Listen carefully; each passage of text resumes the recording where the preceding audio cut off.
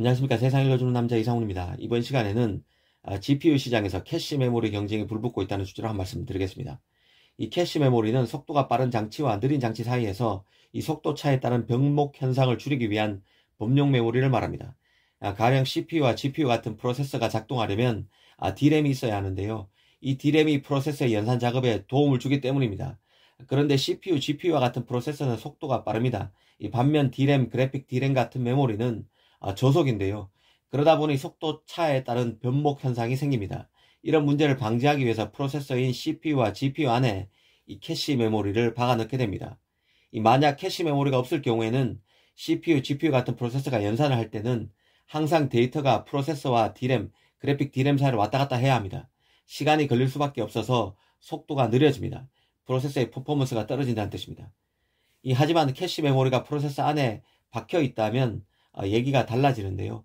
이 경우에는 D램과 프로세서 사이에서 모든 데이터가 왔다 갔다 하지 않고 작은 데이터와 같이 D램까지 갈 필요가 없는 데이터는 그냥 프로세서 안에 있는 캐시 메모리를 통해서 바로 연산이 이루어집니다. 그래서 연산이 빨라집니다. 이런 캐시 메모리를 전면에 내세운 제품이 바로 AMD의 GPU인 라데온 RX 6000 시리즈입니다. 이 AMD는 라데온 RX 6000 시리즈 GPU를 통해서 GPU에서 대형 내부 캐시의 모든 잠재력을 입증했다고 평가받고 있습니다. 특히 AMD는 라데온 6000 제품을 갖고 삼성의 팔라노 파운드리에서 만든 엔비디아의 암페어 GPU인 지포스 RTX 30 시리즈와 경쟁해 왔습니다. 그런데 엔비디아가 AMD처럼 캐시 메모리를 대거 강화한 GPU를 내놓는다는 소식이 톰스 하드웨어에 났습니다. 엔비디아의 경우는 암페어 다음 GPU는 5나노 공정에서 만들어지는 RTX 40 시리즈인데요. 이 RTX 40 시리즈의 경우는 아직 확정적이지는 않지만 일반 소비자용 게이밍 GPU인 러브레이스와 데이터 센터용 등에 쓰이는 호퍼 GPU로 나눠지는 것으로 알려져 있습니다. 그런데 러브레이스 GPU가 대거 캐시 메모리를 강화한다고 합니다. 이 러브레이스 GPU의 경우 L2 캐시 크기가 크게 증가할 것이라고 하는데요.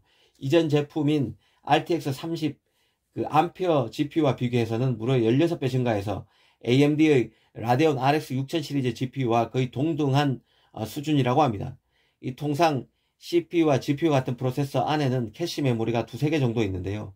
이를 보통 L1, L2, L스 캐시 메모리라고 합니다. 여기서 L은 레벨의 약자입니다. 우리말로 하면 1차 캐시, 2차 캐시, 3차 캐시 정도로 부를 수 있을 것입니다.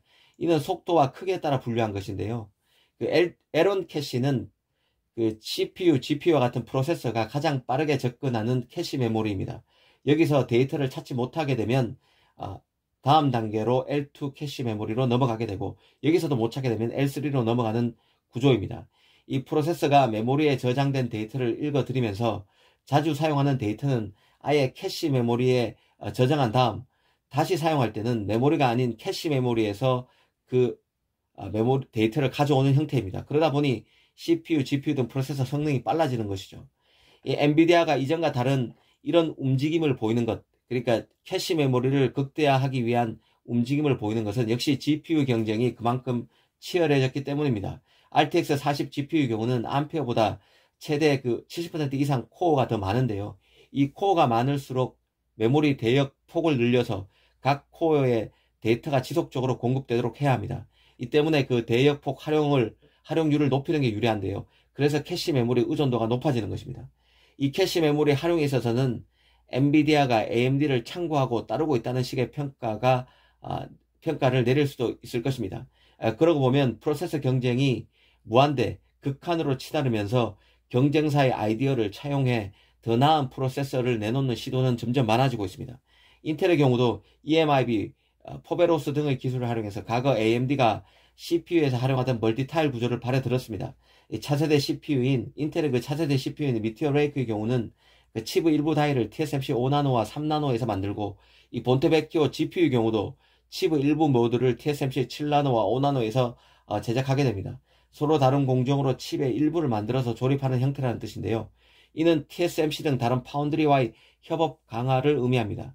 가뜩이나 미세 공정 개발이 뒤져 있는 인텔 입장에서는 경쟁력을 갖춘 프로세서를 만들기 위해서 앞선 경쟁사의 노드를 활용하는 쪽으로 방향을 튼 것입니다. 이를 위해서 이런 방향 전환이 있기 전에 이미 AMD의 그 멀티 타일 구조를 받아들인 것이죠. 엔비디아 케이스도 비슷한 맥락으로 이해하면 될 것 같습니다. 오늘은 엔비디아가 AMD의 캐시 메모리 기술을 차용한 차세대 GPU를 내놓는다는 소식의 배경을 따져봤습니다. 감사합니다.